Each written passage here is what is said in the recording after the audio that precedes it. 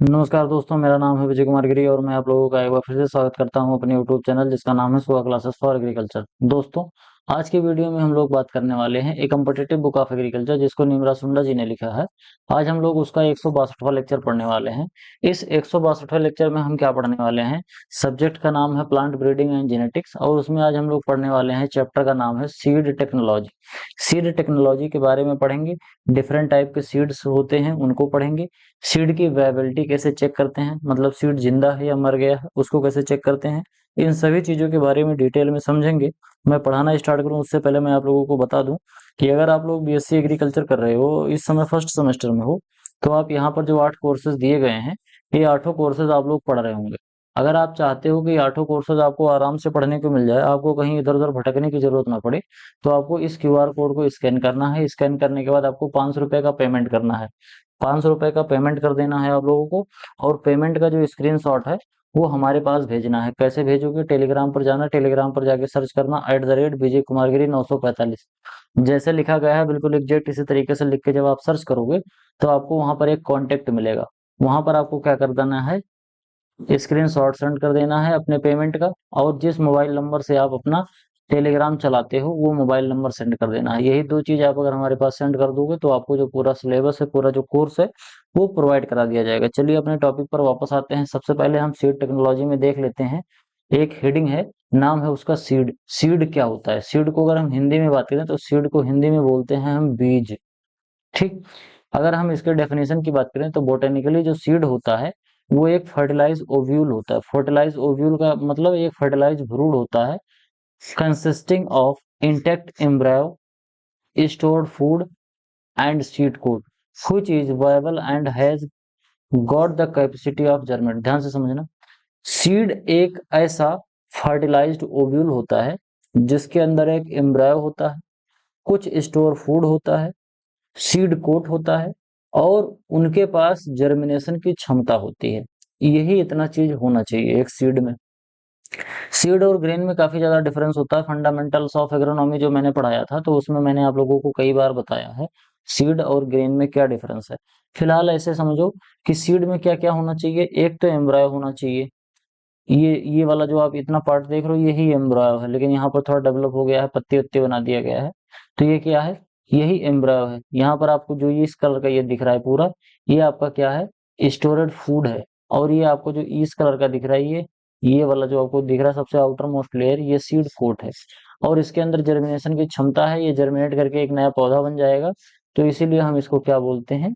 इसको हम बोलते हैं सीड। तो यही है इसका बेसिक डेफिनेशन। अगर हम बात करते हैं national Indian seed act past, Indian जो सीड एक्ट है 1966 में पास हुआ था, कई बार एग्जाम में पूछा गया है। नेशनल सीड कारपोरेशन इन 1963। ध्यान से समझना। सबसे पहले राष्ट्रीय बीज निगम बना था। राष्ट्रीय बीज निगम बना 1963 में।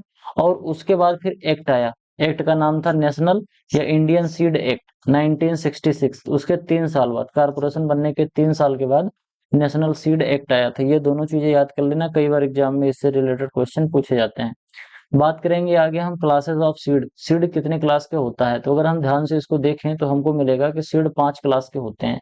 सबसे पहले तो होता है न्यूक्लियस सीड। उसी न्यूक्लियस सीड से बनता है फिर ब्रीडर सीड। ब्रीडर सीड से बनता है फाउंडेशन सीड। फाउंडेशन सीड से फिर बनता है रजिस्टर्ड सीड। और रजिस्टर्ड सीड से फिर क्या बनता है? Certified seed. तो ये 5 तरीके के सीड की कैटेगरी होती है। और सब में अलग अलग चीजें होती हैं, सबके अलग अलग क्वालिटीज होती है, सबकी जेनेटिक प्योरिटी अलग अलग तरीके की होती है। उनको डिटेल में समझेंगे। जैसे सबसे पहले हम देख लेते हैं nucleus seed. Such seed are the initial seed that an improved variety and are available in limited quantity. ध्यान से समझना। जैसे मैंने अभी आप लोगों को बताया था, कल मैंने सिलेक्शन पढ़ाया था, तो सिलेक्शन मैंने ढेर सारे टाइप के सिलेक्शन पढ़ाए थे। परसों भी मैंने सिलेक्शन पढ़ाया था। तो मैंने कहा था कि जब 6वां 7वां साल आ जाता है, जब फील्ड ट्रायल में जब यील्ड ट्रायल हो जाता है सीड का, तो उसके बाद इसका मल्टीप्लिकेशन करने के लिए इसको दिया जाता है। तो मल्टीप्लिकेशन करने का क्या मतलब है? सीड की संख्या को बढ़ाया जाता है। तो एक्चुअली जब सीड की जो वेराइटी निकल रही होती है, तो सीड की जब वेराइटी निकलती है, तो वो जिस वेराइटी जो वेराइटी निकलती है वो इनिशियल स्टेज में क्या रहती है, यानी कि ब्रीडर ने 5 6 7 साल अपना ट्रायल किया। ट्रायल करने के बाद जब वो वेराइटी रिलीज कर रहा है, तो जब वो वैरायटी रिलीज करता है कोई ब्रीडर, तो जिस सीड को वो रिलीज करता है वही होता है न्यूक्लियस सीड। ये one of the purest form of the seed होता है। इसकी जेनेटिक प्योरिटी 100% होती है, और इसके साथ साथ इसकी जो फिजिकल प्योरिटी होती है वो भी 100% तक होती है। It is produced directly by the originating plant breeder at research institute. जो प्लांट ब्रीडर रिसर्च कर रहा होता है, तो जिस प्लांट पर रिसर्च हो रहा होता है, तो छठवें 7वें साल जब उसका रिसर्च का अंतिम स्टेज आ जाता है, तो उस स्टेज पर जो उसे सीड मिलता है उसको हम बोलते हैं न्यूक्लियस सीड। ठीक, ये सबसे प्योर फॉर्म होता है। अगर आने वाले फ्यूचर में कभी ऐसा हो जाता है कि कोई ऐसी वेराइटी जो निकाली गई है, उस वैरायटी में थोड़ा सा जेनेटिक इम्प्योरिटी आ जाती है, जैसे 100% प्योरिटी नहीं रह पाती है, तो उसको फिर से रिक्लेम करने के लिए न्यूक्लियस सीड जो कि सुरक्षित रखा जाता है, उससे फिर इसको कंपेयर कर लेते हैं जेनेटिक प्योरिटी से। तो धीरे धीरे फिर वो कंफर्म हो जाता है कि हाँ ऐसा है। मतलब एक बार सुरक्षित करके रख लिया जाता है कि आगे चलकर कहीं ये वेराइटी गायब ना हो जाए। ठीक, इसकी जो प्योरिटी होती है सबसे ज्यादा हाई होती है, जेनेटिक प्योरिटी इसकी 100% होती है। ब्रीडर सीड की अगर हम बात करें, तो ब्रीडर सीड जो क्या होता है, ये न्यूक्लियस सीड की ही प्रोजनी होती है। It is produced under strict supervision of the plant breeder at research institute. जब यहाँ से न्यूक्लियस सीड तैयार हो जाता है, फिर इसी न्यूक्लियस सीड को मल्टीप्लाई करने के लिए ब्रीडर इसको बोता है, यानी कि जिससे इसकी जनसंख्या बढ़ पाए, ढेर सारे सीड हो पाए, थोड़े सीड से ज्यादा सीड हो पाए। तो इसको किया जाता है बिल्कुल ब्रीडर के देख रेख में किया जाता है, और बल्क में किया जाता है। तो वहां से जो सीड प्रोड्यूस होता है उसको हम क्या बोलते हैं, उसको बोलते हैं breeder seed. Breeder seed are use to produce foundation seed, और इसी ब्रीडर सीड से फिर आगे चलकर फाउंडेशन सीड बनता है। अगर हम जेनेटिक और फिजिकल प्योरिटी की बात करें, तो ऑलमोस्ट बिल्कुल ये न्यूक्लियस सीड के जैसा ही होता है। अगर हम ईयर टैग की बात करें, इसमें जो टैग लगा होता है, इसकी जो पैकिंग पैकिंग करी जाती है ब्रीडर सीड की, तो पैकिंग करने के बाद इसका जो थैला होता है, उसके थैले पर एक टैग लगा होता है। तो इसके थैले का जो टैग का कलर होता है वो इस कलर का, येलो कलर का होता है। तो ब्रीडर सीड कैसा होता है, येलो कलर का होता है। इसको कैसे याद कर सकते हो, by, B for breeder seed, Y for yellow. इसके बाद फाउंडेशन सीड। फाउंडेशन क्या होता है, फाउंडेशन, कोई बच्चा जब पैदा होता है तो उसका फाउंडेशन कहाँ रखा जाता है, माँ के गर्भ में। और जब पैदा होता है तो सबसे पहले वो क्या पीता है, माँ का दूध पीता है। तो फाउंडेशन स्टेज में, बिल्कुल इनिशियल स्टेज में बच्चा क्या पीता है, बिल्कुल जो उसका आधारभूत जो भोजन होता है वो माँ का दूध होता है। तो वो कैसा होता है, सफेद होता है। तो फाउंडेशन कलर, जो फाउंडेशन सीड होता है उसका जो टैग कलर होता है वो कैसा होता है, वो होता है बिल्कुल व्हाइट कलर का। इसके साथ साथ जो रजिस्टर्ड सीड होता है PQR, ये P और R दोनों आपस में अल्फाबेटिकली बिल्कुल पास पास होते हैं, PQR। तो जो रजिस्टर्ड सीड होता है वो पर्पल कलर का होता है, और B और C दोनों आसपास होते हैं। जो ब्लू कलर होता है वो सर्टिफाइड सीड का होता है। मैंने इन्हीं तरीकों से याद किया है, बाकी आप जिस तरीके से उचित समझें उस तरीके से याद कर सकते हैं। एक बार मैं फिर से बता दूं, न्यूक्लियस सीड का कोई भी टैग नहीं होता है। ब्रीडर सीड का टैग कलर वाई होता है, जिसको हम याद कर सकते हैं BY, blue for, B for breeder seed और Y for yellow. B and Y, by हो गया। मदर का होता है, मदर को बोलते हैं फाउंडेशन। बच्चा पैदा होता है तो स्टार्टिंग में वो दूध पीता है, दूध का कलर होता है सफेद। तो फाउंडेशन का, फाउंडेशन जो होता है वो किस कलर का होता है, व्हाइट, व्हाइट टैग होता है। उसके साथ साथ रजिस्टर्ड सीड जो होता है वो पर्पल कलर का होता है, क्योंकि P और R दोनों नजदीक होते हैं अल्फाबेटिकल ऑर्डर में। इसके साथ साथ अगर हम बात करें सर्टिफाइड सीड, तो उसका ब्लू कलर का होता है, क्योंकि C और B भी आसपास होते हैं अल्फाबेटिकल ऑर्डर में। तो इस तरीके से ABCD से हम याद कर सकते हैं इन दोनों को। माँ के दूध से इसको याद कर सकते हैं, और इंग्लिश में बाई एक शब्द होता है, बार बार यूज किया जाता है, इससे याद कर सकते हो। और नहीं तो A से B, और उधर Z से Y, इधर से भी लास्ट से दूसरा, इधर से भी दूसरा, दोनों सेम सेम है। तो इस तरीके से मैंने याद करके रीजनिंग थोड़ा सा लगा के इसको याद कर लिया था। अगर आपको ये तरीका अच्छा लग रहा हो तो इस तरीके से भी आप इसको याद कर सकते हो। न्यूक्लियस सीड, ब्रीडर सीड और foundation seed, registered seed, certified seed, तमाम तरीके के जो सीड होते हैं। बात करते हैं गोल्डन येलो कलर, जिसको बफ कलर भी बोलते हैं। तो यहाँ तक तो मैंने बता दिया है। आगे बढ़ते हैं, जो हमारा अगला सीड है वो है foundation seed. It's progeny of breeder seed. इसकी जो प्रोजनी होती है वो ब्रीडर सीड की प्रोजनी होती है। बहुत ध्यान से समझना, फाउंडेशन सीड जो होता है ये कहाँ से बना होता है। फाउंडेशन सीड के जो माता पिता होते हैं वो ब्रीडर सीड होते हैं, known as mother seed, and it is the source of registered and certified seed. जो रजिस्टर्ड और सर्टिफाइड सीड ये दोनों जो आगे चल के बनते हैं, ये दोनों फाउंडेशन सीड से ही बनते हैं। एक बार फिर से समझना, ये न्यूक्लियस सीड जो होता है ब्रीडर सीड को बनाता है, फिर ब्रीडर से फाउंडेशन बनता है, फिर फाउंडेशन से ये दोनों तरीके के सीड बनते हैं। अगर हम इसके जेनेटिक प्योरिटी की बात करें तो 99.9% इसकी प्योरिटी होती है, जबकि फिजिकल प्योरिटी इसकी 98% तक होती है। जेनेटिक प्योरिटी कितनी होती है फाउंडेशन सीड की? 99.9% होती है। और फिजिकल प्योरिटी की बात करें तो 98% होती है। ये दो चीजें कई बार एग्जाम में पूछी गई हैं, तो इन चीजों को जरूर याद करना।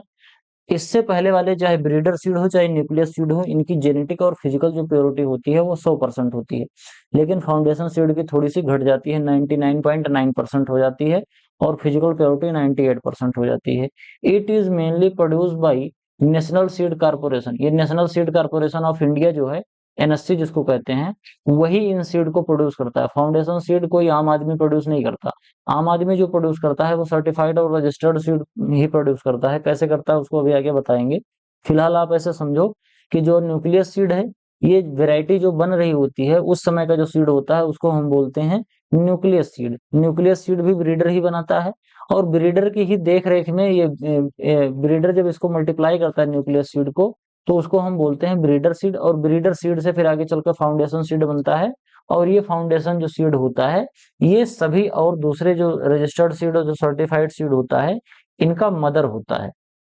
It is produce on government farm at experiment station, agriculture universities और cultivator field under strict supervision of research scientist and expert from state seed certification agency, SSCA।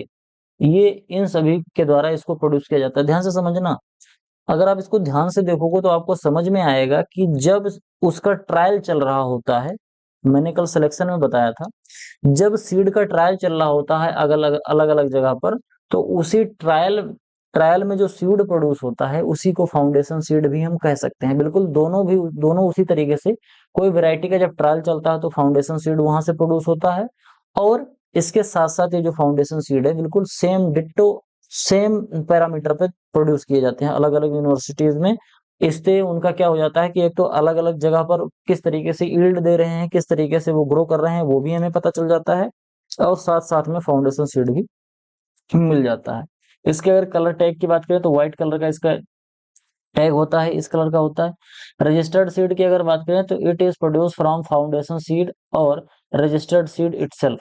ये रजिस्टर्ड सीड या तो किससे बनेगा? रजिस्टर्ड सीड जो बनता है या तो फाउंडेशन से बनेगा, या तो कोई सेल्फ पहले से ही रजिस्टर्ड सीड है, सेल्फ पॉलिनेटेड वैरायटी है, तो उसको फिर से रजिस्टर्ड सीड से भी रजिस्टर्ड सीड बनाया जा सकता है। It has satisfactory genetic and identity purity. इसकी प्योरिटी जो सेटिस्फैक्टरी होती है, मतलब इसमें एग्जैक्ट नंबर नहीं लिखा कितने परसेंट की प्योरिटी होती है, लेकिन ये भी एक सेटिस्फैक्टरी जेनेटिक प्योरिटी इसके अंदर होती है। In India it is generally omitted या avoided and certified seed it produce directly from the foundation seed. यहाँ पर इंडिया में ज्यादातर रजिस्टर्ड सीड को अवॉइड किया जाता है, और फाउंडेशन सीड से डायरेक्ट सर्टिफाइड सीड बना दिया जाता है। और ये वही सर्टिफाइड सीड होता है जो यूनिवर्सिटीज से किसानों के पास तक जाती है। जब कभी आप जाओगे यूनिवर्सिटी में देखोगे तो आपको जो सीड मिलेगा वो यही सर्टिफाइड सीड मिलता है, जिसका कलर टैग जो होता है वो ब्लू होता है, आसमानी रंग का टैग लगा होता है इसके अंदर। और इसी टैग यही जो सीड होता है इसको डायरेक्ट किसान फिर लेके जाते हैं अपने खेतों में बुआई करते हैं। इट हैज पर्पल या फिर ऑरेंज कलर का ये टैग होता है, पर्पल भी होता है, ऑरेंज कलर का भी होता है। कौन सा? Registered seed. आगे बात करते हैं अपना सर्टिफाइड सीड की। It is the progeny either registered seed और द फाउंडेशन सीड और सर्टिफाइड सीड, तीनों से बनता है। फाउंडेशन से बन सकता है, रजिस्टर्ड सीड से बन सकता है, और ये खुद अपने आप में भी बन सकता है। इसकी अगली जो संतति होती है वो भी रजिस्टर्ड सीड होता है। अगर जो सीड है वो सेल्फ पॉलिनेटेड है तो सर्टिफाइड सीड से भी सर्टिफाइड सीड बनाया जा सकता है। It has satisfactory genetic identity and purity. It is approve and certified by the state seed clarifying committee. जो क्लेरिफाइंग जो कमेटी होती है, एजेंसी होती है स्टेट की, जो नेशनल सीड कारपोरेशन या स्टेट सीड कारपोरेशन के अंतर्गत आती है, वही लोग इसको सर्टिफाई करते हैं, सर्टिफिकेट देते हैं कि हाँ ये सर्टिफाइड सीड होता है। कई बार क्या किया जाता है कि जो प्राइवेट कंपनीज होती हैं, प्राइवेट कंपनी भी अपने देख रेख में किसानों के खेत में इसकी बुआई करवाती हैं, और बाद में उसका जो सीड होता है उसको ले लेती हैं और फिर बाद में उसमें उसको सर्टिफाइड करवाती हैं, उसके मतलब टेस्टिंग करवाती हैं, फिर उसमें टैग लगा के फिर किसानों को बेचती हैं। जो प्राइवेट सीड आता है वो भी इसी तरीके से आता है। The bag are denoted blue, एजोला ब्लू टैग कलर होता है। एजोला ब्लू कलर समझते हो, आसमानी कलर थोड़ा सा होता है, उस टाइप का टैग का कलर इसका होता है। It is available for general distribution to the farmer for commercial crop production. ये सर्टिफाइड सीड ही होता है जो कमर्शियल क्रॉप प्रोडक्शन के लिए किसानों को उपलब्ध होता है। आगे बात करते हैं वायबिलिटी ऑफ सीड। वायबिलिटी का मतलब होता है सीड जिंदा है कि नहीं है। सीड क्या है, इसके अंदर अंकुरण की क्षमता है या नहीं है, यही चेक करने के लिए हम एक टेस्ट करते हैं। तो सीड वायबिलिटी क्या होती है? Seed viability is defined as the capacity of the seed to remain capable of for germination. यानी कि इसके अंदर अंकुरण की क्षमता है कि नहीं है किसी एक पीरियड ऑफ टाइम के बाद। जैसे जैसे सम स्पेसिफिक पीरियड, जैसे किसी की सीड वायबिलिटी 6 महीने होती है, किसी के साल भर होती है, किसी की 10 साल होती है, किसी की 100 साल होती है, किसी किसी की तो 2000 साल होती है। कहने का मतलब कि इसको जब हम हार्वेस्ट कर लेते हैं प्लांट से, पौधे से सीड को हार्वेस्ट कर लिया, अब इसको हम कितने दिन तक सुरक्षित रख सकते हैं। कोई कोई पौधे जैसे कमल है, कमल का जो सीड होता है वो कई बार ऐसा रिपोर्ट किया गया है कि 2000 साल या 1000 साल तक वो वायबल रहता है। यानी कि अगर उसको एक सुटेबल एटमॉस्फेरिक कंडीशन मिल जाए तो वो जर्मिनेट कर जाएगा और एक पौधा बन जाएगा। कुछ पौधे की वायबिलिटी बहुत कम होती है, 10-12 दिन ही होती है। वो पौधे से जैसे अलग होते हैं, वो तुरंत ही जर्मिनेट करना शुरू कर देते हैं। जैसे आपने देखा होगा जैक फ्रूट जो होता है, जिसको हम कटहल बोलते हैं, कटहल की जो वायबिलिटी होती है वो कम होती है। धान होता है, अगर धान की हार्वेस्टिंग हमने थोड़ा देर कर दिया और जमीन पर वो धान का पौधा लेट गया है, यानी कि लॉजिंग हो गई है, तो धान जो होता है, जो लगा होता है उसमें गुच्छे में, वहीं पर वो जर्मिनेट हो जाना होने लगता है, जिसको हम जरायु अंकुरण भी कहते हैं। तो उन सब पौधों की वायबिलिटी जो होती है वो बहुत ज्यादा कम होती है। चेक कैसे करते हैं सीड वायबिलिटी टेस्टिंग के? कई मेथड हैं, लेकिन यहाँ पर कुछ मेथड दिए गए हैं, उन मेथड्स को हम पढ़ेंगे। जैसे एक होता है पोटेशियम परमैंगनेट मेथड। इसमें क्या करते हैं, पोटेशियम परमैंगनेट से सीड की वायबिलिटी चेक करते हैं कि ये जो सीड है इसके अंदर जर्मिनेशन की क्षमता है कि नहीं है। ये सीड वायबिलिटी की जरूरत क्यों पड़ी? ये सीड वायबिलिटी जो टेस्ट होता है इसकी जरूरत ही क्यों पड़ी? अगर हम ध्यान से देखें तो इसकी जरूरत हमें इस वजह से पड़ती है, जैसे मान लो कि हमको अपने 100 हेक्टेयर की बुआई करनी है गेहूं की। हम सीड लेके आए, एक ही बैच का सीड है या मान लो 2-3 बैच का सीड है अलग अलग। अगर हम चाह रहे हैं कि इसकी बुआई कर दें, तो बुआई करने से 10-15 दिन पहले हम सीड को खरीद के ले आते हैं। उसके बाद उसको चेक करते हैं कि ये जर्मिनेट कर रहा है कि नहीं। अगर नहीं जर्मिनेट करेगा, हमने सीड की सोइंग कर दी, तो पूरा 100 हेक्टेयर में जो हमने सोइंग करी है, अगर वो सही से नहीं जर्मिनेट हुआ, तो हमारा जो पूरा बुआई का काम, प्राइमरी टिलेज का काम था, वो पूरा हमारा नुकसान हो जाएगा, बहुत पैसे का नुकसान होगा। इस वजह से इसको किया जाता है। अब इसमें कई तरीके होते हैं। एक तो बहुत पुराना तरीका है कि पहले सीड को बुआई से पहले, खेत में बोने से पहले एक बार कहीं थोड़ी सी जगह में सीड को गिन के बो दो। जैसे मान लो हमने 20 सीड लिया, उसमें से निकाल लिया बोरे में से, जिससे हम जहाँ जो सीड हम खरीद के लाए हैं, 20 सीड निकाल लिया, 20 सीड को अपने घर के आसपास कहीं कोने में या गमले में उगा दिया। अब इसमें 20 में से कितना ग्रो हो जाते हैं, जान लो, मान लो 20 में से 18 ग्रो हो गए, तो यानी कि इसकी जो वायबिलिटी परसेंटेज है वो ठीक ठाक है, सही से ग्रो हो रहा है, लगभग 90% सीड जर्मिनेट हो जा रहे हैं, तो कोई दिक्कत नहीं है। ये तो तरीका, लेकिन ये तरीका जो है थोड़ा टाइम टेकिंग है, क्योंकि गेहूं के जैसे अगर सीड है तो उसमें हमको 6-7 दिन लग जाएगा। अब मान लो कि हमको सीड मिलने में ही देर हो गया, तो हम चेक नहीं कर सकते इस तरीके से, क्योंकि अगर हम इस तरीके से चेक करेंगे तो 6-7 दिन और लेट हो जाएगा हमारा बुआई में। तो इस वजह से दूसरे दूसरे और भी तरीके लगाए गए हैं कि सीड वायबिलिटी इससे भी हम चेक कर सकते हैं। उसमें चेक करने का सबसे जो एक पहला मेथड है वो है पोटेशियम परमैंगनेट मेथड। इसमें क्या होता है कि पहले पोटेशियम परमैंगनेट को पानी में घोल लेते हैं और घोलने के बाद फिर आगे और प्रक्रिया करते हैं। उसको मैं धीरे धीरे करके एक एक बताता जाता हूँ, ध्यान से समझना। क्या करते हैं, पोटेशियम परमैंगनेट, जिसको हम लाल दवा भी बोलते हैं, इसको क्या करेंगे, पानी में इसका एक घोल बनाएंगे। घोल का जो कंसंट्रेशन होगा वो 0.1 से लेके 1% के आसपास तक हो सकता है। अलग अलग सीड की वायबिलिटी चेक करने के लिए अलग अलग तरीके का कंसंट्रेशन होता है। इसको हमने कर लिया, एक सोल्यूशन बन गया। इसके बाद क्या करेंगे, सीड को प्रिपेयर करेंगे। सीड प्रिपरेशन में क्या करेंगे, सीड को लेंगे, इसको अल्कोहल से थोड़ा सा धुल लेंगे। अल्कोहल से जब धुल के सूख जाएगा, उसके बाद इसको पानी से धुल के थोड़ा साफ कर लेंगे। फिर साफ करने के बाद इस सीड को उसी पोटेशियम परमैंगनेट का जो सोल्यूशन था उसी सोल्यूशन में डुबा देंगे और इसको ऐसे रात भर पड़ा रहने देंगे। 1 से लेकर 24 घंटे के आसपास तक ये उसी पानी में पड़ा रहेगा, पोटेशियम परमैंगनेट वाले घोल में। इसके बाद हम देखेंगे इसके अंदर ऑक्सीडेशन होने लगता है। अगर सीड जीवित है यानी कि सीड वायबल है, तो वो क्या होगा, उसके अंदर ऑक्सीडेशन होने लगता है और वो पर्पल टू ब्राउन कलर का हो जाता है। और जो मरा हुआ सीड होता है उसमें कोई चेंजेस नहीं आते हैं। तो एक तो ये मेथड है। जो जिंदा सीड होगा, जिसका एम्ब्रायो जिंदा है, वो ऑक्सीडेशन करेगा और जब ऑक्सीडेशन होगा तो ब्राउन और पर्पल कलर का हो जाएगा। मतलब जो नॉर्मल हमारा सीड होता है उसका कलर चेंज हो जाएगा, जिससे हम जान पाएंगे कि हाँ, ये जो सीड है ये वायबल सीड है, इसकी हम बुआई कर सकते हैं।